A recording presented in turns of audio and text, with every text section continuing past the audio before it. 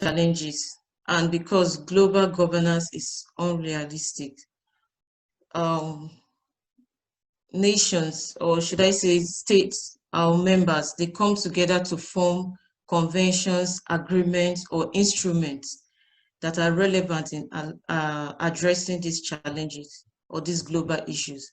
So for the sake of climate change, some of these conventions or agreements, they include the UN Convention on Biodiversity, on climate change, and also desertification.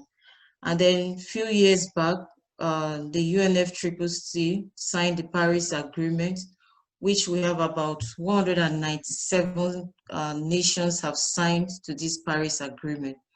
And I think about 187 have ratified this agreement. We also have the UN Strategic Plan for Forests, which is a plan that was supposed to start or has started from 2017 to 2030. But so far, there is no, should I say, there's no tangible outcome from this UN strategic plan. And 2030 is just 10 years from now. So at all these conventions or all these agreements, there's always a big challenge of reaching a consensus between most of the member states. And this can also be seen in last year's UNFCCC meeting, which was supposed to end on this Friday, but because of disagreements or lack of unity or reaching a consensus, the meeting was extended till Sunday. And we can see even till that Sunday, there were still disagreements between the global south and the global north. So, and then this year, because of the COVID, and COP has been postponed. That is, the UN climate talk has been postponed because of the global pandemic.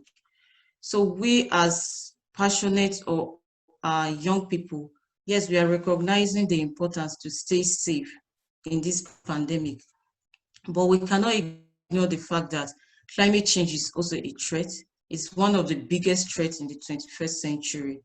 So we are thinking of a way to let the government know that, yes, we are not going to be at this convention, but we can still hold them accountable.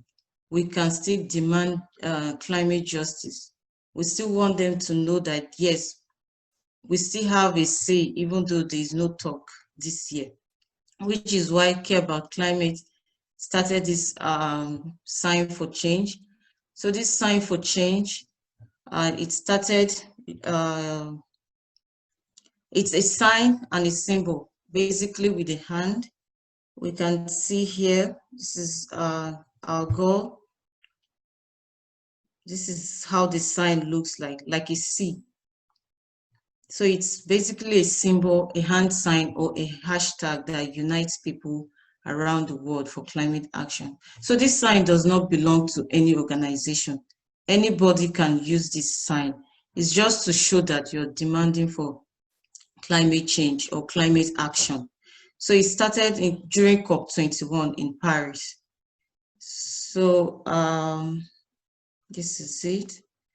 So basically, what we want, or what this webinar is all about, is for you to showcase a story in your community or in your city, wherever you're living. So what we are hoping is that you reach out to people, you talk to maybe farmers or business owners or the elderly people in your community. Or if you already know the impact climate change has made in your community, maybe you don't need to talk to these people, you already know them. But basically, when you talk to people, most times they have like first-hand information, especially the elderly people, because what was happening maybe 20 or 30 years back, maybe you were not there then, and then what is happening now. So basically, you just talk to these people, just make a research where you're living, and then make your own story from this research on how climate change has affected your society or your community. So you share your findings with us in form of a letter, in form of an act, in form of a poem, or just in a video, just thinking aloud in the video. So this finding will be broadcasted by Care About Climate. And then we also have partner organizations that are also going to share this information, broadcast it so that it will reach not just your officials, but also the global community as well. So these letters that we are going to broadcast, we just want to make it legit. We don't want to broadcast anything that you're not too sure about. So these are just some of the points we highlighted. Before writing your letter, just consider some of these points. What are the climate policies in your country? Because each country has a different target. Some countries made a commitment to reduce 20% greenhouse gas emissions.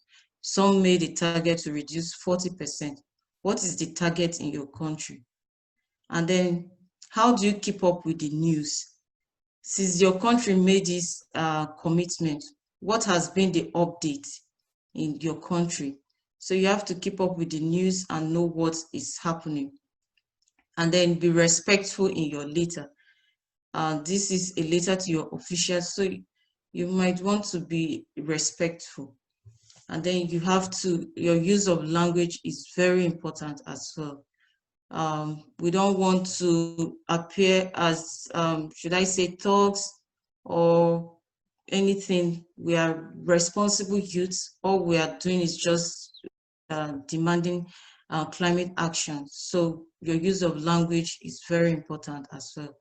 So just show the enthusiasm that you're passionate about this project, you're concerned about your future, you're concerned about your children's future, and just show the enthusiasm. Then share facts only, no fake news, no hate speech, just facts. And then stay updated as well. So we just want to share some of the people that participated in this Sign4Change last year. So this is Nathan from US. He talked about relocating, their family is relocating to Chicago, basically because of the hurricanes and the heat where he's living currently. And this is the case for other nations, especially the small island nations. Some nations are already buying land in other countries. I'm aware of a nation, I think in Fiji, they already bought land in either Australia or New Zealand because they're not sure what might happen in years to come because of climate change. So they're already like climate refugees if they happen to move from their own nations to another nation. So this is a case of little Nathan in US. And then we have an Emmanuel from Uganda who also talked about solutions.